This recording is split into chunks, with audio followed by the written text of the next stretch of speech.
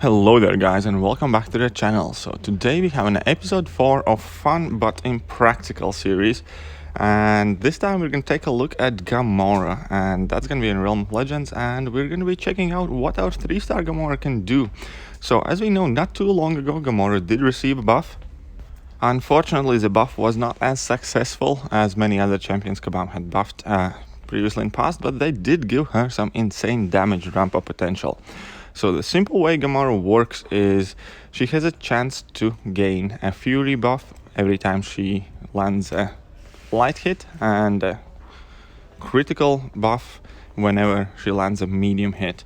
So basically over the time you're going to be gaining a bunch of these buffs, and you can refresh the duration of those using your heavy attack. The longer the fight lasts, the more buffs you can gain, and pretty much I don't think I know what the limit is, but I haven't hit the limit yet. So you can gain a whole bunch of Fury and Cruelty buffs, and we all love those. You know why? Because they do some insane damage once kind of abused a bit.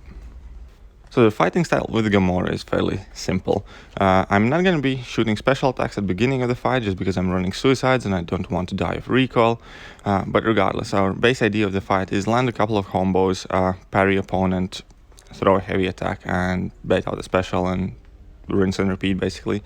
But as you're going to notice, we're hitting exponentially harder and harder. So Gamora has some really good ramp up potential, and we're just going to see how good she can ramp herself up not too long from now. Should mention there are a few more mechanics to Gamora. She has a True Strike on her level 3. Unfortunately, the duration of that one doesn't last long enough for you in order to be able to kind of keep it up all the time. Also, she has Armor Break on level 2, which is alright. And she has a fairly interesting Godslayer mechanic that basically guarantees that you will crit on your special attacks and your critical damage is going to increase even further. And even though this fighting style of Gamora is labeled as impractical, at least by me, it doesn't by any means she's a bad questing champ. She has some really good base damage with base crit attributes, and basically in short bursty fights, you want to play character as normal, potentially land a heavy attack if you can. If you can't, that's not a big deal, and get to level 2 and finish off the fight that way. So if you happen to pull a 6-star Gamora, you shouldn't feel too bad. You can just take her in the quests and check her out, and she can do some really solid damage. Unfortunately, there isn't any utility to Gamora. She has no immunities, no power control, nothing much going for her in order to be considered as a useful, versatile champion. However, she can hit hard, and that is what we're all about in this series for most part.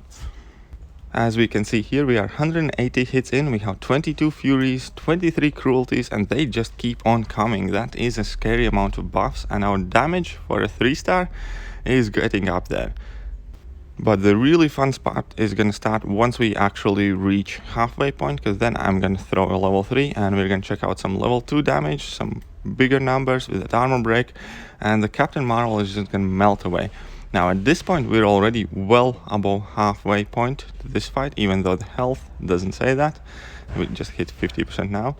But we're going to close this fight out extremely fast. So it's going to take us about 50 hits to do 280k damage. So let's see what's going to happen here. So we have our level 3 activated. She has a relatively alright shock on level 3 as well, but that's not by any means the focus of her abilities.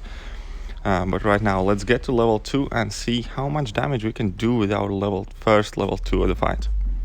So just another heavy attack to refresh our buffs, and we're nearing our level 2.